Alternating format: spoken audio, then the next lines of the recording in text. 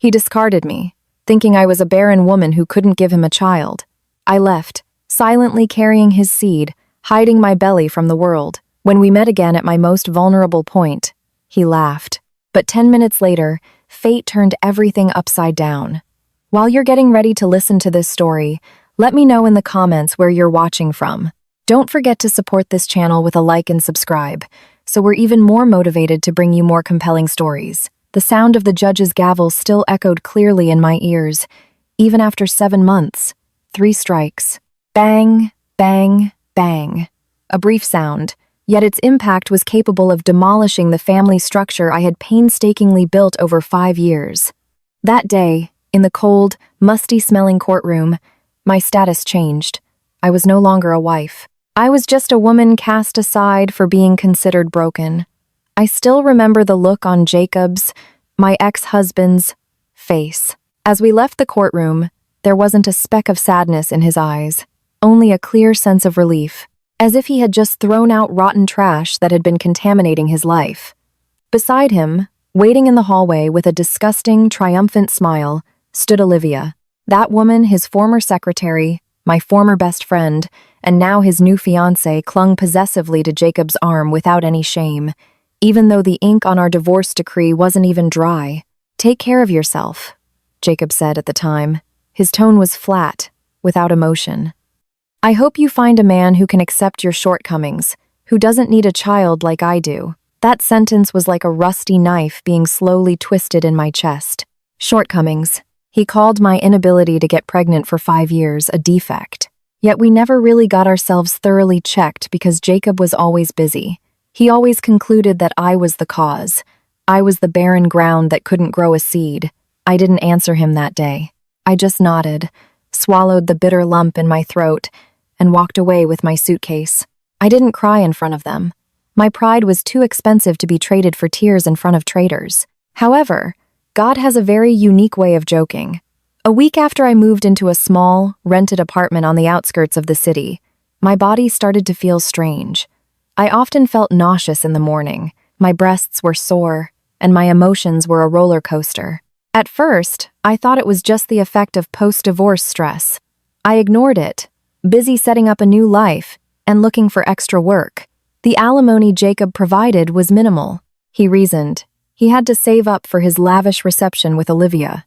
Until one morning, while I was brewing chamomile tea to ease my nausea, I randomly opened the first aid kit and found a pregnancy test left over from the past. The device that had always given me false hope every month. With a trembling hand and a skeptical heart, I tried it. 3 minutes of waiting, the longest 3 minutes of my life. 2 pink lines. My eyes widened. I rubbed them again and again, making sure I wasn't hallucinating from lack of sleep. The lines were real, bold, bright pink. I was pregnant. I was pregnant with Jacob's child, the child he had longed for, the child who was the reason he divorced me for another woman. It felt like my world had collapsed for the second time. Why now? Why when he had already chosen to leave? Why when I was already alone? I wanted to run back to Jacob's house, throw this test in his face and scream, "Look, I'm not barren. You were the one who was impatient." I wanted to see Olivia's face turn pale, knowing she had failed to be the only woman who could give Jacob an heir. But I suppressed that urge. I remembered Olivia's words on the phone the day before the final hearing. "Amelia, be realistic. Mr. Jacob needs an heir. If you can't give him one, don't be a parasite. Besides, even if you were pregnant, I doubt Mr. Jacob would want to raise a child from a boring woman like you." Then I imagined what would happen if I told Jacob. Maybe he would come back to me for the sake of this child, but his heart would still belong to Olivia. Or worse, he would take this child from me after birth and let Olivia raise him. The thought of my own flesh and blood calling the woman who wrecked my marriage Mom made my blood boil. No, that couldn't happen. I decided to keep silent. I hid my pregnancy carefully. I wore loose clothes, avoided meeting old friends, and moved to a new job where no one knew my past. I worked hard as a freelance graphic designer from home, saving up dollars for the delivery and my baby's formula. 7 months passed in solitude. My belly grew bigger, my constant companion on lonely nights. I often caressed it while crying, apologizing to this innocent fetus for having to arrive in the middle of a storm. "Forgive, Mommy, little one," I whispered every night. "You don't have a father here, but Mommy promises her love is enough for you. It's just the two of us, okay? We're strong." Tonight, the rain was pouring heavily outside my third-floor apartment window. Lightning flashed as if nature itself was angry. I was sitting on the sofa, trying to finish a logo project due tomorrow morning, when I suddenly felt a small pop in my lower abdomen. Pop, like a water balloon bursting. The next second, warm fluid gushed out, soaking my nightgown and the sofa I was sitting on. I froze, staring at the puddle of amniotic fluid beginning to form on the floor. My breath caught in my throat. It's not time yet. According to the doctor's estimate, it should be another 2 weeks. But this baby seemed impatient to see the world. Or maybe he knew his mother needed a friend. The pain came soon after. Not just any pain, but waves of cramps that gripped my waist and stomach viciously. I moaned, clutching the edge of the table. "Patience, little one. Patience," I whimpered, trying to stand. My legs were shaking violently. I was alone. There was no Jacob on standby with the car keys. No mother-in-law bustling about preparing a baby bag. There was only me, the hospital bag I had already packed by the door, and a pain that was starting to tear down my defenses. I grabbed my phone and ordered a rideshare. My fingers trembled as I typed the hospital's address. "Oh God, give me strength," I prayed, holding back tears. "Don't let me pass out. My baby needs me." That night, in the midst of a rainstorm and a life storm, I prepared to risk my life alone, without knowing that at the hospital I was heading to, the past was waiting for me with a surprise more painful than these contractions. The rideshare car I was in sped through the increasingly wild rain. The windshield wipers moved frantically left and right, trying to push away the curtain of water pouring down relentlessly, but the view ahead was still blurry. As blurry as my future was right now. I sat in the back seat, squeezing the handle above the door with all my might. Every 5 minutes, a wave of pain would hit. It felt like a giant hand was twisting my uterus, wringing it dry. Cold sweat, the size of corn kernels, poured down my temples, mixing with the tears I could no longer hold back. Ma'am, are you okay?" The driver's voice from the front sounded panicked. He was a middle-aged man. His eyes kept glancing at me through the rearview mirror with a worried look. Maybe he was afraid I would give birth on his clean car seat. "It hurts, sir. Please go a little faster," I answered in broken sentences, holding my breath as another contraction attacked. "But be careful. The road is slippery." "Yes, ma'am. I'm trying." "Patience, ma'am." "Is your husband waiting at the hospital?" the man asked innocently. That simple question stabbed my chest harder than this physical contraction. Husband, the word sounded so foreign and painful. I shook my head weakly, unable to answer. I turned my face to the wet window. Images of the past replayed in my head like a broken film. I remembered that night, the night Jacob threw a vase against the wall out of frustration. "You're a useless woman, Amelia," he had shouted then. "My friends who got married after us already have 2 kids. We have 0. This house is as quiet as a graveyard because of your problematic womb." I remembered how I knelt at his feet, crying, begging him to be patient. "Let's try IVF, honey. We can adopt first to get things started," I suggested at the time, but he brushed my hand away. "It's expensive. My money is tied up in car payments and our lifestyle. Do you think IVF is cheap? Besides, I want a child born naturally from superior stock, not a medical engineered one, because the mother is functionally defective. Functionally defective. Those words still ring in my ears to this day. Look at me now, Jacob. Look at this functionally defective woman risking her life to deliver your flesh and blood, without your help, without your money, without your presence." "Ah," I cried out as the car jolted, hitting a pothole hidden by a puddle of water. "Sorry, ma'am, sorry. Oh, the flooding is starting to get high," the driver exclaimed nervously. I took a deep breath through my nose and exhaled through my mouth. Hoo-hoo, a breathing technique I learned from YouTube videos every night alone in my room. That was all I had. There were no partnered Lamaze classes I could attend because I was ashamed to go alone with a big belly and no husband. Every time the pain came, I imagined my child's face. Would he look like me or like him? Honestly, there was a certain fear that my child would look like Jacob. I was afraid I would hate him, but I quickly pushed that wicked thought away. This child is innocent. This child is a blessing that came at the wrong time, or perhaps at the most perfect time to save me from loneliness. We're here, ma'am. That's the lobby, the driver said, breaking my reverie.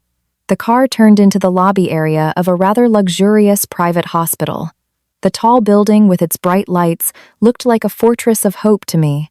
I had deliberately chosen this hospital, the best in the city, and paid for a VIP delivery package with all my savings. I didn't want my child to be born in a subpar place.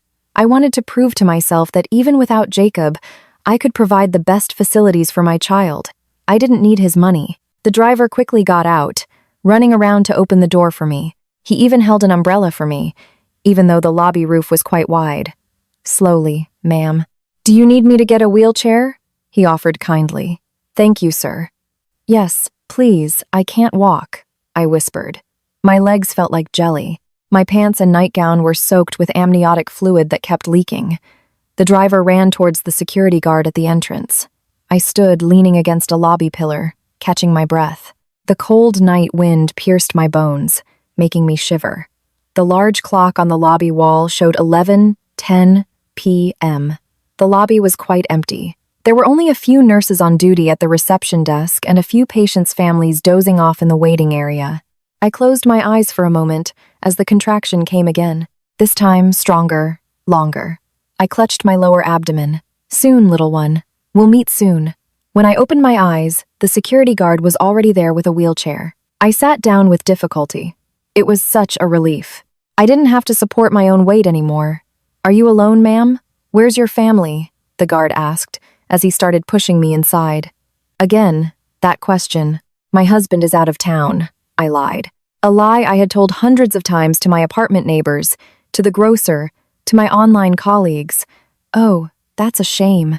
Let's go to the administration desk for a moment before heading to the maternity ER, the guard said. He pushed me towards the administration desk, not far from the main automatic glass doors. While we were waiting for the administration clerk to find my booking details on the computer, the automatic glass doors behind me opened with a soft whoosh. A cold draft from outside crept in, carrying a very familiar scent of cologne. A mix of musk and sandalwood, an expensive cologne I had given Jacob for his last birthday. My heart stopped for a second, not because of a contraction, but because of a premonition. Ouch, honey. Slow down. My feet are killing me because of these stupid high heels. A woman's high-pitched, coquettish voice broke the lobby's silence. That voice, Olivia's voice. I froze in the wheelchair. My back tensed up. I didn't want to turn around. I wanted the guard to push me away immediately. Oh God, please not now. Please don't let them see me in this pathetic condition. All right, darling, be patient. I told you not to wear high heels to the party. A deep, baritone male voice replied. Jacob's voice. The voice that used to whisper words of love before sleep now sounded so alien. Miss Amelia Dawson, the administration clerk in front of me, called out my name loudly. We've found your record. VVIP Tulip Suite, correct? Damn it. The clerk said my name so loudly. The footsteps behind me stopped abruptly. Amelia. Jacob's voice sounded hesitant but close. Very close. I squeezed my eyes shut, cursing my bad luck.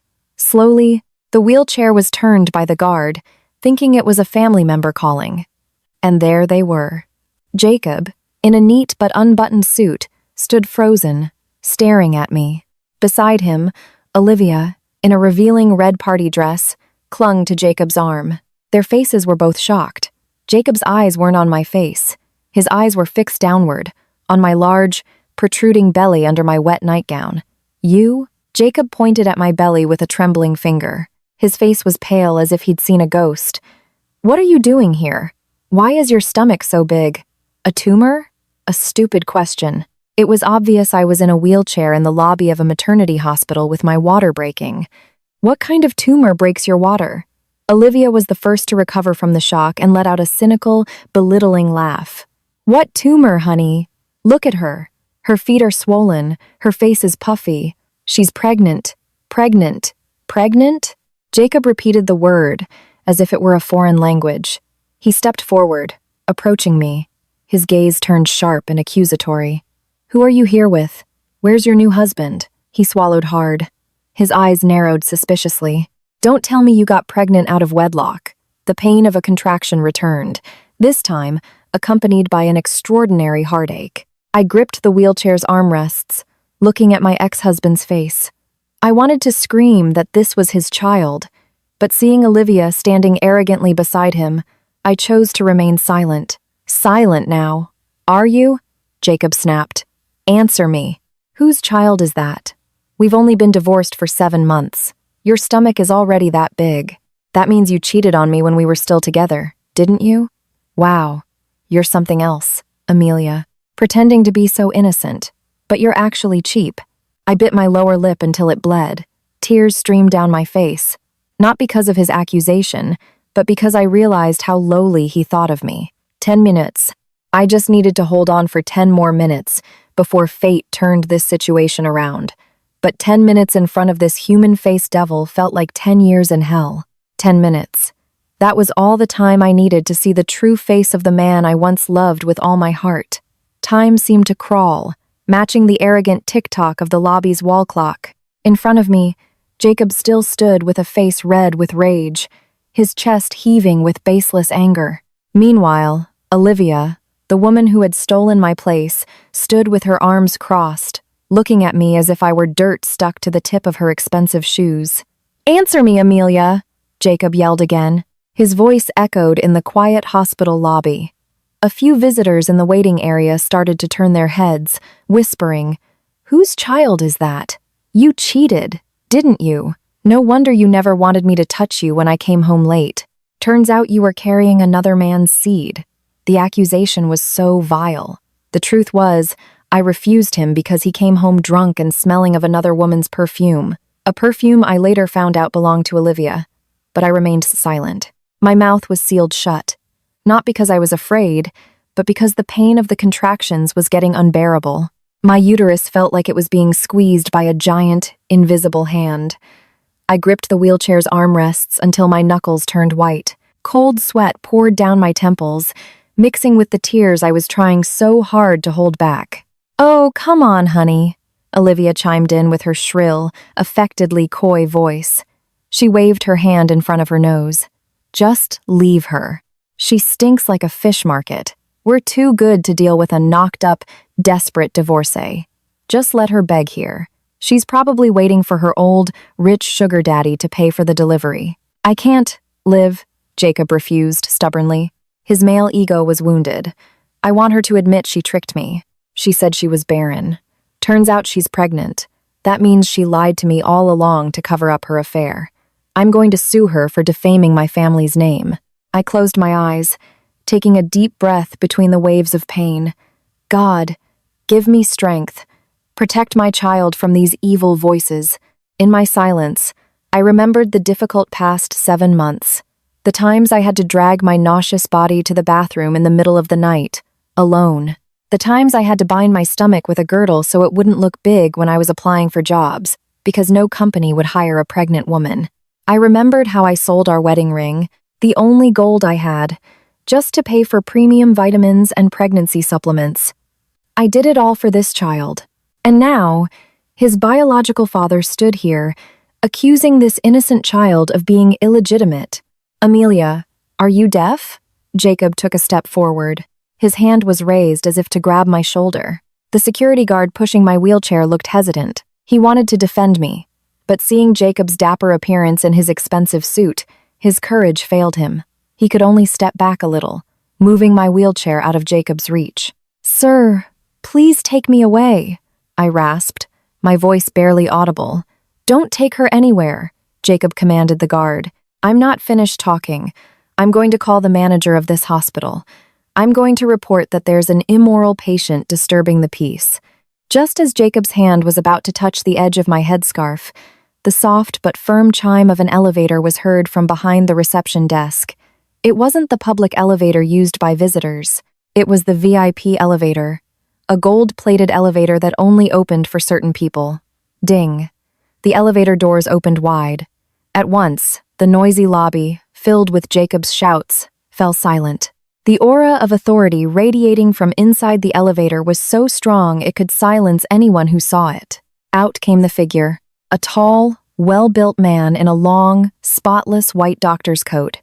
Pinned to his left chest was a gold name tag that read, Dr. Ethan Carter, MD, FACOG, Chief Executive Officer. His face was handsome, with a strong jawline and sharp but gentle eagle eyes. Trailing behind him were 3 senior nurses and 2 burly security guards in black safari suits. They walked quickly, their rhythmic footsteps creating a dignified tapping sound on the marble floor. People in the lobby automatically moved aside, making way like subjects welcoming a king. Dr. Carter's eyes swept across the room and stopped right where I was. His serious face changed to an expression of deep concern. "Amelia," he called. His voice was a baritone, deep and full of a sense of ownership. He half ran towards me, ignoring Jacob and Olivia, who stood frozen in the middle of the path. Ethan immediately knelt beside my wheelchair, bringing himself to my level. His warm, steady hand immediately grasped my cold, trembling one. "I'm sorry, my dear. I was late coming down," he said softly. So softly, a stark contrast to his earlier authoritative presence. He wiped the sweat from my forehead with his silk handkerchief. "Why didn't you call my private number directly? Why go through the receptionist? Are you in pain?" I looked into Ethan's eyes. Those eyes, the eyes that had always given me strength for the past 7 months. Ethan wasn't just my doctor. He was my childhood friend, my first crush, who I had lost touch with because I chose Jacob, and who had now returned as my guardian angel. "It hurts, Ethan. My water broke," I whispered weakly. Ethan stood up at once. His face was firm again as he looked at the nurses behind him. "Nurse Reynolds, prepare the presidential suite. Code red.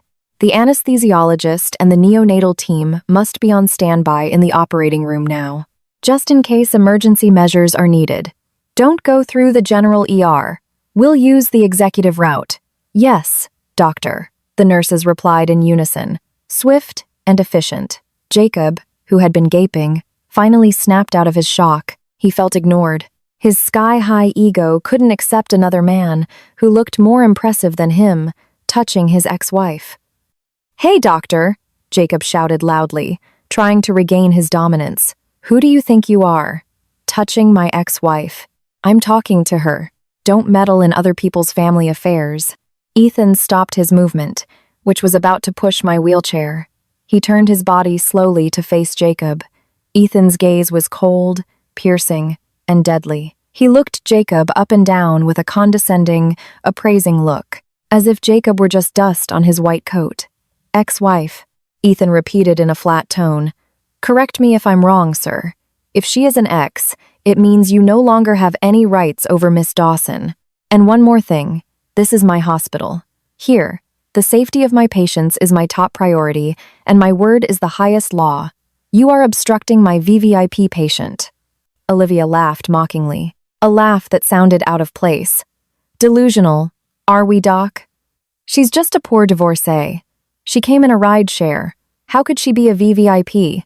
She's probably in debt or using Medicaid." Ethan didn't bother with Olivia. He just snapped his fingers at the 2 safari-suited security guards behind him. "Mr. Davis? Mr. Brown?" Ethan called calmly. "Secure these 2 individuals. They are causing a disturbance and distressing a priority patient. If they resist, drag them out. If they continue to shout, call the police on charges of disorderly conduct and threats of violence in a healthcare facility." "Yes, doctor." The 2 giant security guards moved forward. The mere shadow of their bodies was enough to make Jacob take 2 steps back. "Hey, what is this? Don't touch me. I know the law." "I can sue you," Jacob shouted in panic as the guard's muscular arm gripped his shoulder. "Let go of my man. You crazy doctor.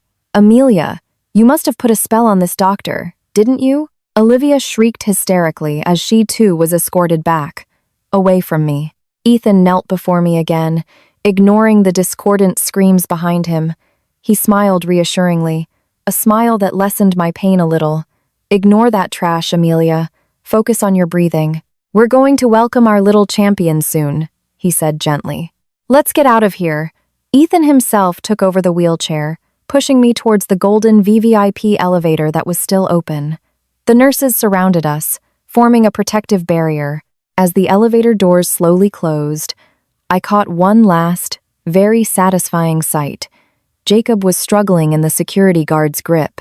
His face was red with shame from being the center of attention in the lobby. His eyes stared at me with a mixture of shock, confusion, and fear.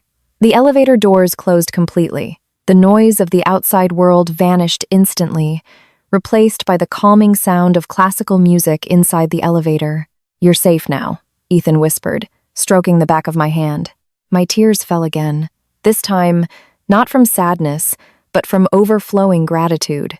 10 minutes ago, I was the most pathetic woman in the world, but now I was being treated like a queen. And more importantly, I saw fear in Jacob's eyes. He was beginning to realize that he was up against a power far beyond his reach. The elevator chimed softly, signaling our arrival at the top floor of the hospital building.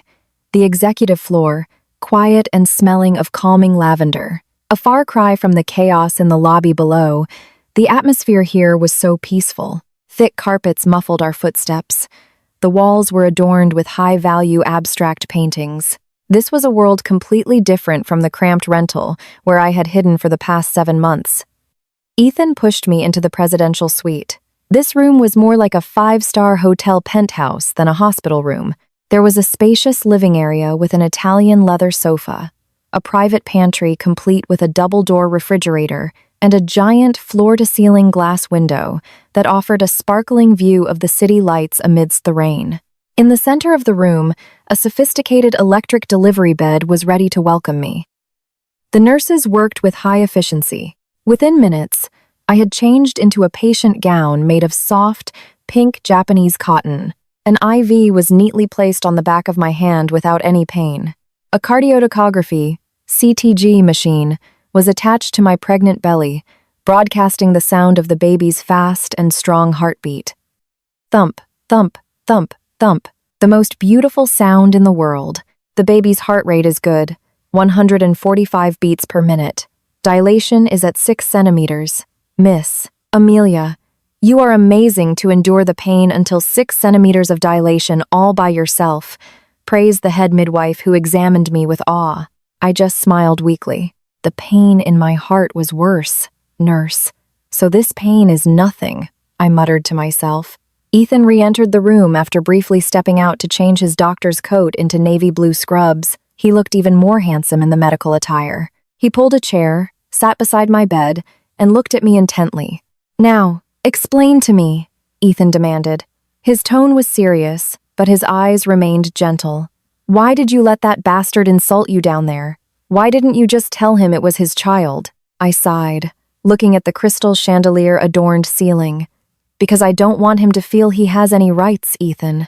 If he knew I was pregnant, I'm afraid he would take this child from me. Or worse, he would force Olivia to be my child's stepmother. I won't allow that." Ethan held my hand tightly. "He won't be able to take anything from you, Amelia. As long as I'm here, he won't even be able to touch the tip of your baby's nail. I've instructed security to block his access to this floor. His photo has been distributed to all security posts as persona non grata. Thank you, Ethan. You're too good to me. I'm just a regular patient. I can't afford a room this luxurious." Ethan placed his index finger on my lips, stopping my rambling. "Shh. How many times have I told you you're not a regular patient? You're the woman I've been searching for the last 10 years. And about the payment, consider it an investment. An investment in our future." He winked, trying to lighten the tense atmosphere, making my cheeks blush amidst the pain of contractions.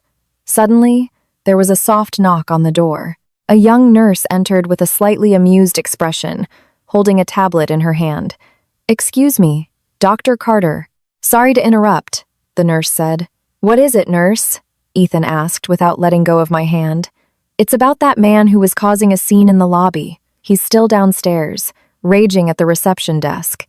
He's demanding Miss Amelia's medical records, claiming he's her husband and has the right to know."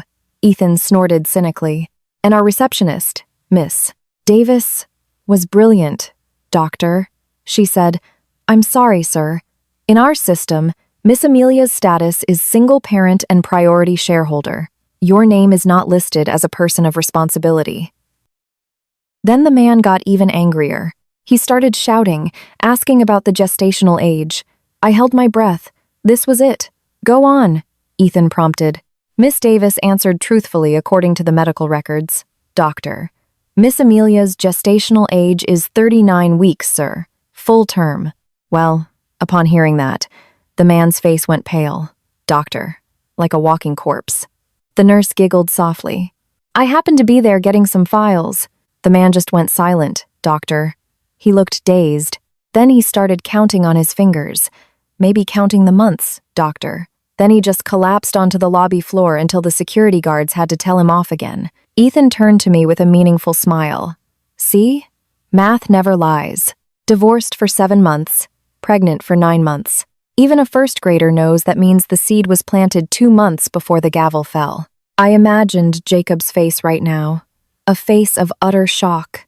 All this time, he had lived in denial, believing that I was the barren one, that I was the broken one. He divorced me with full confidence that he would be happy with another, more fertile woman. And now, the facts had slapped him hard. I am fertile. I can get pregnant. And the child about to be born is his biological child. The child he threw away before it even had a chance to form. How did the woman react? The one in the tacky red dress? Ethan asked again, seemingly enjoying this report. Oh, that was even worse, doctor. The nurse continued enthusiastically. Don't be an idiot. We came here to see a dermatologist, not to deal with your ex-wife. Then they got into a huge fight in the lobby, doctor, pulling at each other's clothes until it became a spectacle for the security guards.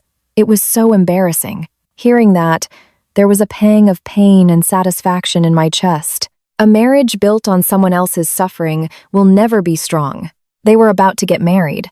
Or maybe they were already secretly married. I didn't care. But they were already hurting each other in public. Let them devour each other down there, Ethan said coldly. Nurse, make sure they can't come up here. If necessary, call the police for real if they continue to cause trouble. Yes, doctor. The nurse left the room.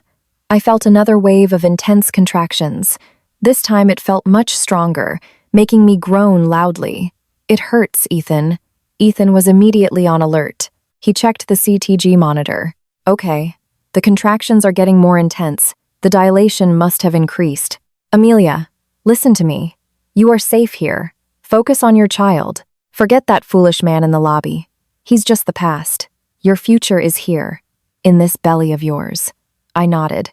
Tears streamed from the corners of my eyes. Behind these soundproof glass walls, I felt protected. Down there, Jacob was probably being crushed by regret. He must be remembering our last moments. The moment he accused me of being barren. The moment he should have hugged me, not divorced me. Ethan, I called out weakly between labored breaths. Yes, Amelia? When my baby is born, please, could you whisper a prayer in his ear? I don't want the first voice he hears to be that of the father who abandoned him. Ethan was silent for a moment. His eyes welled up. He kissed my forehead with great respect and affection. A kiss I had never received from Jacob in years. It would be the greatest honor of my life, Amelia. I will be his father, if you'll let me. That sentence became a natural anesthetic for me.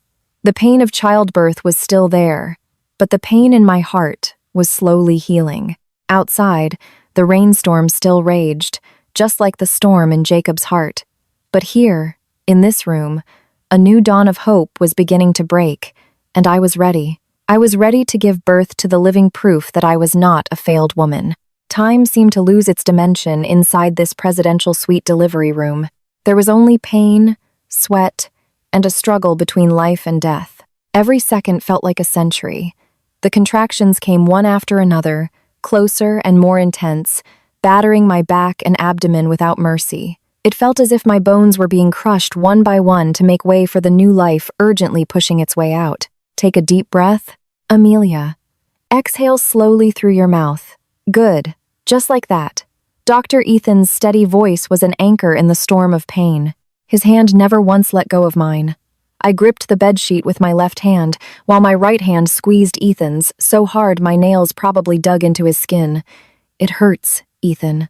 I can't do it. I feel like I'm going to die. I whimpered between gasps for air. You are strong, Amelia. You're the strongest woman I've ever known.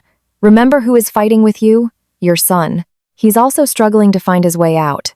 Don't give up now, Ethan whispered right next to my ear. He wiped the sweat flooding my face with a cool, damp cloth. The nurses around me moved with quiet efficiency, creating a focused, yet calming atmosphere. The room lights were dimmed slightly for comfort. Fully dilated, doctor, reported the senior midwife standing at the foot of the bed. The baby's head is crowning. He has a full head of hair. My heart pounded upon hearing the news. A full head of hair. My son was right there. The child who had hidden in silence for 7 months. The child rejected by his father before he could even take a breath. Okay, Amelia, listen to my cues. Ethan shifted his position, now ready to lead the delivery. His face, covered by a surgical mask, still radiated a leadership that made me trust him completely. When the next contraction comes, gather your strength in your belly, chin to your chest, eyes open looking at your stomach, and push with all your might. Don't make a sound in your throat. Push down like you're having a hard bowel movement. Ready? I nodded weakly. Ready. A minute later, the monstrous wave came.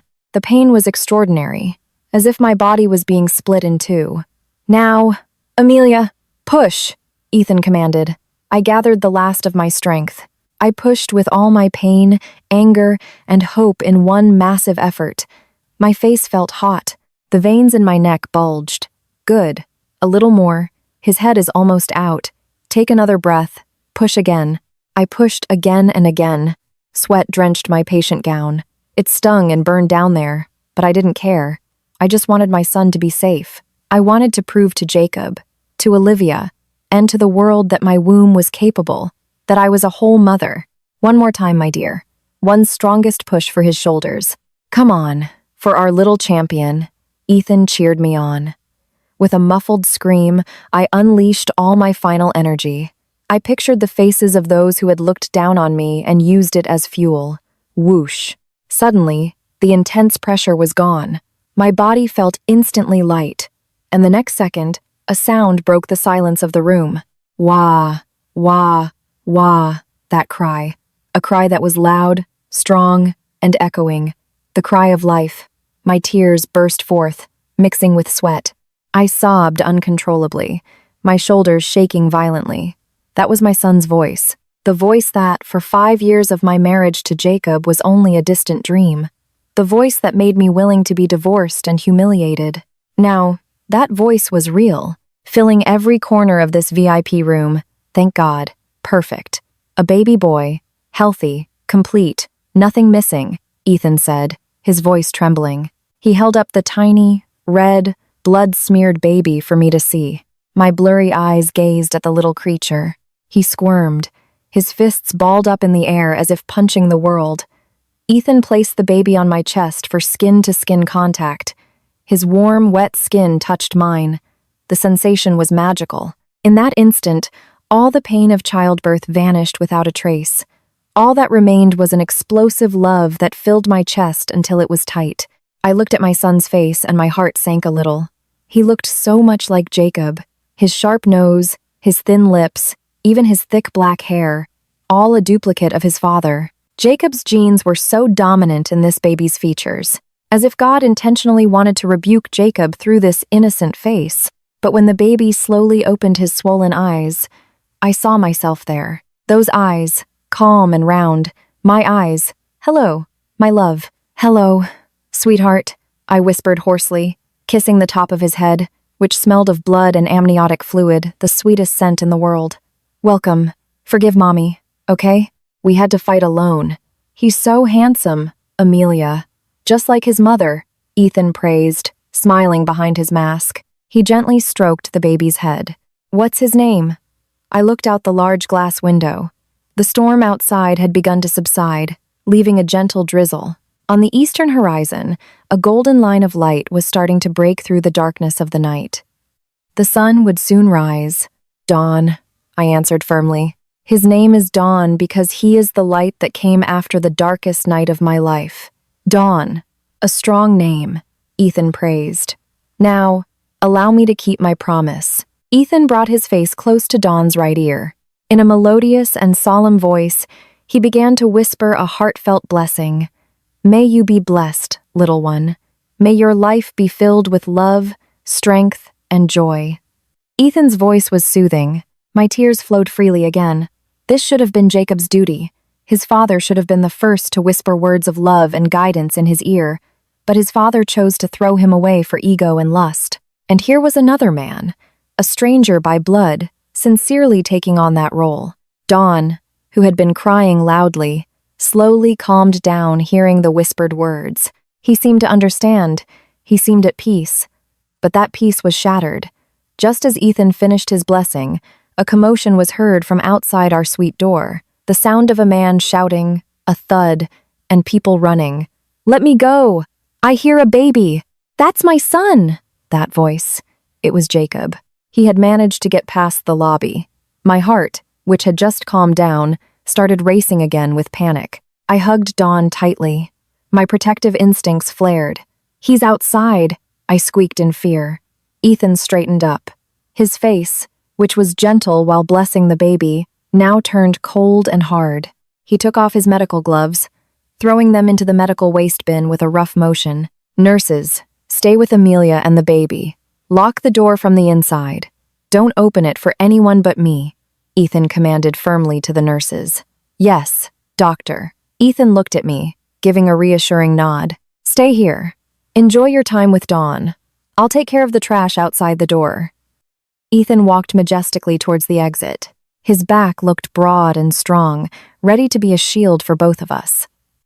The presidential suite door opened, and Ethan stepped out, immediately closing it tightly behind him. He stood with his arms crossed in front of the door like a guardian at the gates of hell, ready to judge the sinner.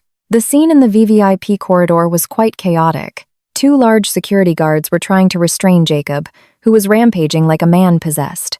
His expensive suit was crumpled, his tie askew, and his once slick hair was now a mess. His face was red, covered in sweat and tears of frustration. Behind Jacob, Olivia stood with a sour face, clutching her designer bag. She looked annoyed, not out of sympathy for the newborn baby, but because she felt humiliated by Jacob's hysterical behavior. Let go. I want to go in. I heard a baby crying, Jacob shouted, struggling with all his might against the guard's grip. Hold him, Ethan commanded coldly. Seeing Ethan come out, Jacob stopped struggling for a moment. His eyes stared sharply at Ethan, his breath ragged. Doctor, move. My ex-wife is in there, isn't she? She just gave birth, right? I heard a baby boy. That's my son. I'm his father. Ethan didn't move. He looked at Jacob with a flat expression, as if observing a bacteria specimen under a microscope. Father? I'm sorry. Who are you, sir? As far as I know, the patient inside is a divorcee who was left for medical reasons. Don't play dumb, Doc. Jacob pointed a trembling finger at Ethan's face. Amelia got pregnant 7 months after the divorce. It must be my son.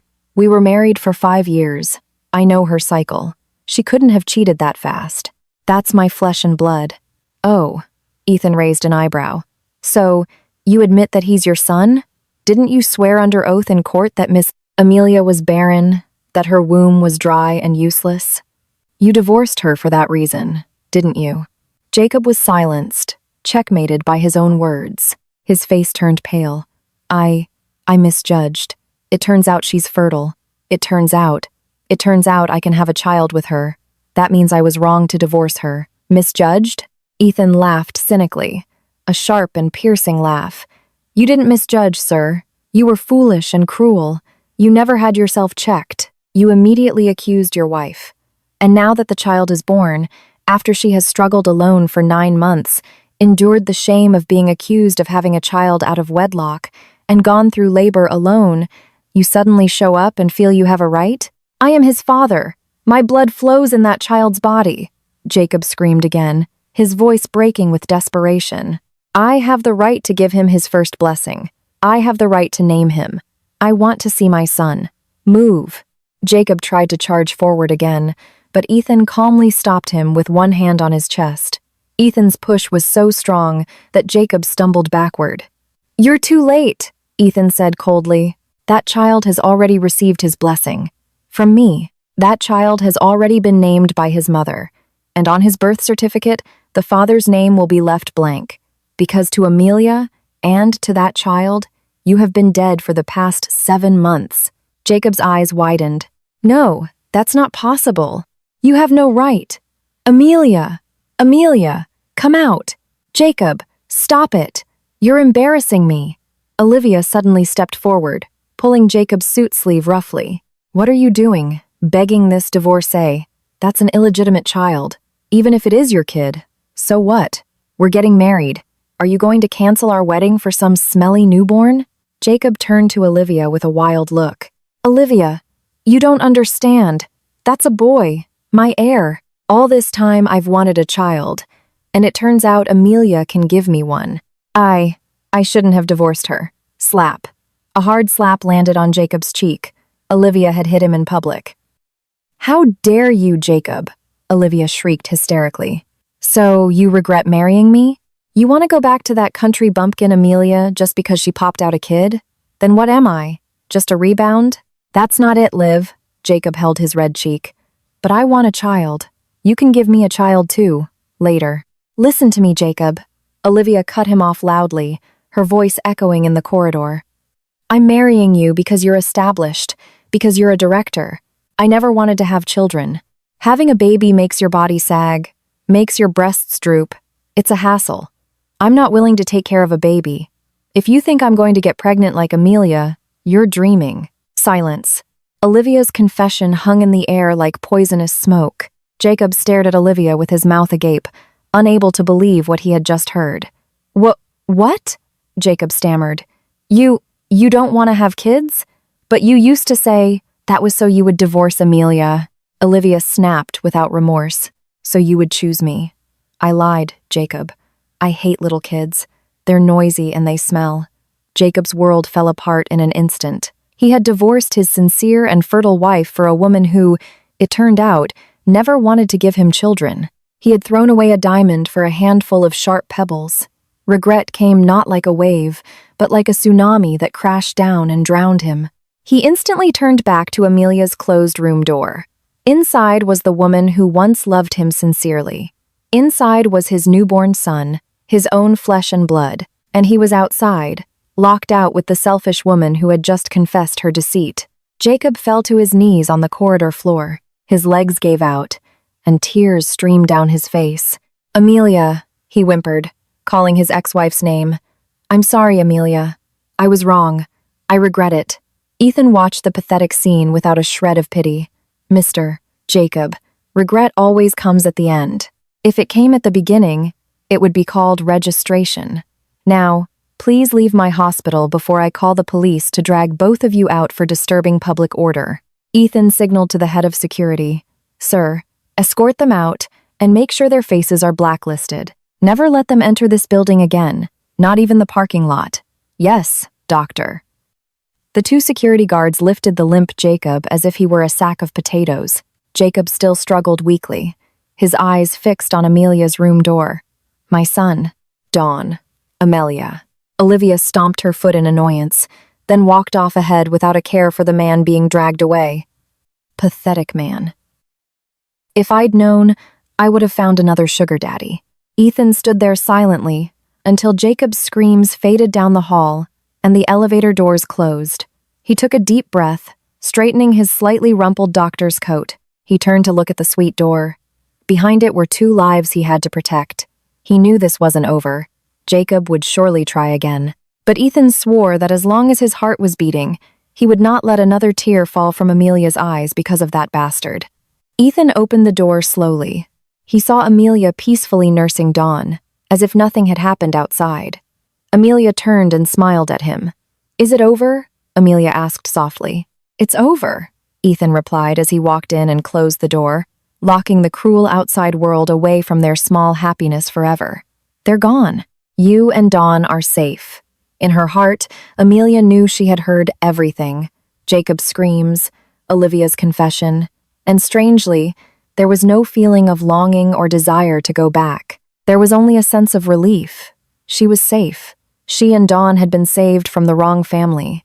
A year, 365 days, had passed since that stormy, terrifying night at the hospital. Time, like a calmly flowing river, had managed to wash away old wounds, though the scars might remain as a reminder of how strongly I had once endured. This morning, the backyard of my new house, a house I bought with my own hard-earned money, not a gift from anyone, looked so festive. Light blue and white balloons adorned every corner of the fence. A large banner that read, "Happy First Birthday, Dawn Aaron," was stretched proudly between two mango trees. The aroma of baked cake and grilling BBQ chicken filled the air, mingling with the laughter of the neighbors' children running around chasing soap bubbles. I stood on the patio, gazing at the beautiful scene before me. Dawn, my little son, who was born amidst tears, could now toddle around with adorable, unsteady steps. He was wearing a plaid flannel shirt and mini jeans, making him look like a dapper little man. His thick black hair was neatly combed to the side, further emphasizing his resemblance to his biological father. But every time Dawn laughed, his eyes would crinkle into crescent moons, just like mine. God is fair. He divided this appearance so that I wouldn't completely hate my own son's face. "Amelia, stop daydreaming. Our guest of honor will be here soon, and the cake hasn't been cut." A warm baritone voice greeted me from behind. I turned to find Dr. Ethan. Correction. I now call him Ethan, walking towards me carrying a stack of paper plates. He wasn't wearing his proud doctor's coat today. He was just in a casual polo shirt and chinos, with the sleeves rolled up to show the muscles he'd developed from frequently carrying Dawn. But to me, he looked a million times more handsome. Who's daydreaming? I was just thinking, are there enough balloons? I deflected with a smile. Ethan let out a hearty laugh. He placed the plates on the buffet table, then came over to me. Without hesitation, he wrapped an arm around my waist, a gesture that now felt so natural and comforting. "Honey, this is a first birthday party, not a county fair. This is more than enough. Look, Dawn is so happy." We both looked towards the center of the yard. Dawn was being chased by a bunny clown. He was shrieking with delight, then ran full speed towards us. "Dada! Dada!" Dawn shouted with his characteristic lisp.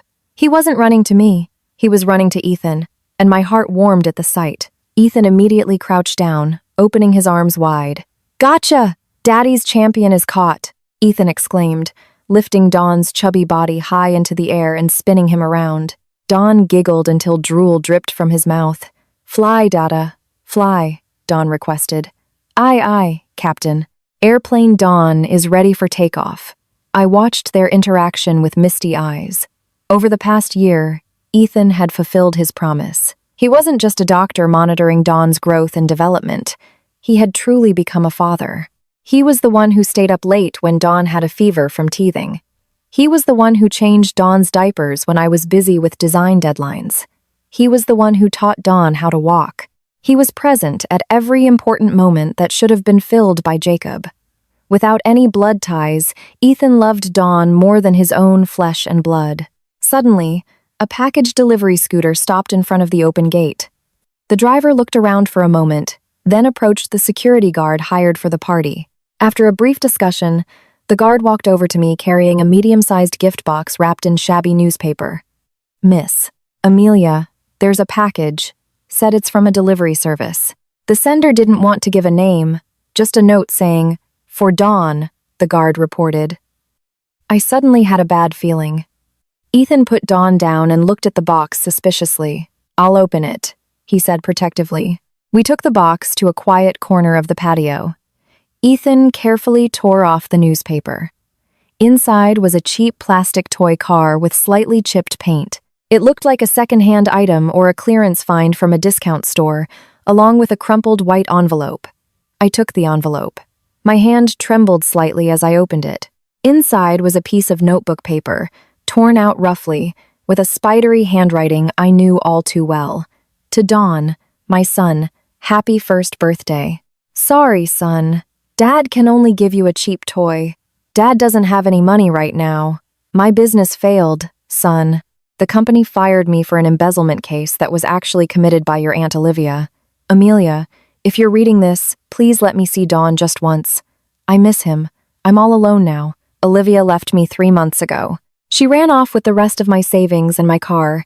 I'm living in a tiny room in a boarding house behind the bus terminal now. I'm sick, Amelia. I regret it. I swear to God, I regret it. I saw your WhatsApp profile picture. You look so happy with that doctor. That should be me, Amelia. I should be the one holding Dawn. Please, Amelia, give me a second chance. I promise I'll change. I'm willing to be a servant in your house, just to be near my son. From your sinful father, Jacob. I read the letter twice, making sure I wasn't misreading. There was no explosion of anger like before. All I felt was pity. Poor Jacob.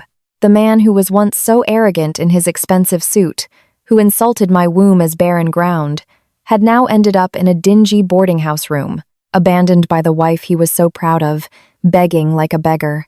His karma had come so swiftly and brutally. Olivia, the woman he chose because he thought she was perfect, turned out to be a parasite that had eaten away at his life down to the bone. Is it from him? Ethan asked flatly, glancing at the letter in my hand. I nodded. He wants to meet. He says he's broken.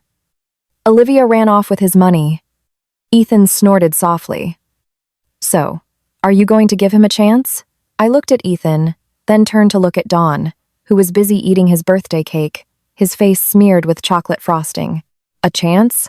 I smiled faintly. He threw that chance away 17 months ago in that divorce courtroom. He's not Dawn's father. He's just a sperm donor who happened to pass by. I crumpled the letter into a small paper ball. Sir, I called to the guard. The guard hurried over. Yes, ma'am. Please throw this toy in the trash out front. Don't donate it. I'm afraid it might have germs because it's dirty. And this letter, burn it, I ordered calmly. Yes, ma'am. After the guard left, Ethan took my hand. Are you 100% sure? I don't want a toxic past to ruin my son's happiness. Dawn doesn't need a father who only shows up when he needs support. Dawn needs a father who is there to be his support. And that father is you, Ethan. Ethan's eyes widened. There was a glimmer of happiness he couldn't hide. He reached into his pants pocket and pulled out a small, red velvet box. Amelia, I was actually going to give you this tonight during our candlelight dinner, but I think the moment is right now, Ethan said nervously. His face turned red, his usually calm demeanor suddenly as awkward as a high school kid's. He opened the box. A simple but elegant diamond ring sparkled inside. Amelia Dawson, I can't promise you a life without problems, because that's impossible, but I promise that in every problem that comes, you will never be alone again. I want to be Dawn's official father. I want to be your husband. Will you marry me? My tears fell. This time, they were tears of pure happiness. Ethan, you know I'm a single mom with a child.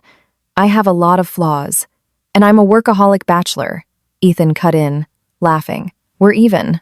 So? Yes. Yes, I will, I answered firmly. Ethan slipped the ring onto my ring finger. It was a perfect fit. He hugged me tightly, and Dawn, seeing us hugging, ran over and crashed into our legs, asking to be picked up. The three of us hugged in the middle of the party, cheered on by our friends and family.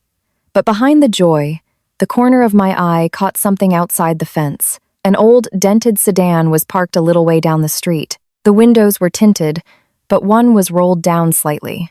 Inside, I could vaguely see a pair of eyes watching us. Sunken eyes, a thin face with an unkempt beard, and an empty gaze. It was Jacob. He was watching everything. He saw the ex-wife he had thrown away now laughing happily in the arms of a man far greater. He saw his biological son calling another man Dada. He saw the paradise on earth that should have been his, now sealed off from him forever. I glanced at the car for a moment, then turned away. I didn't care anymore. I lifted Dawn and kissed his chubby cheek. Look, little one, so many people love you. Dawn babbled happily, pointing at the birthday cake. The old sedan started its rough-sounding engine, then slowly drove away, leaving a cloud of dust, carrying with it a regret, for which there would never be a cure. Jacob would spend the rest of his life haunted by the shadow of a happiness he could never touch. I looked at Dawn intently, then whispered softly in his ear, a closing line to the story of my past. You didn't lose a father, my love. You were saved from a father who didn't deserve to have you. and today, God has replaced him with someone so much better. The sun shone brightly above our heads, as bright as the future that lay before us. The storm had passed, and the rainbow had finally appeared.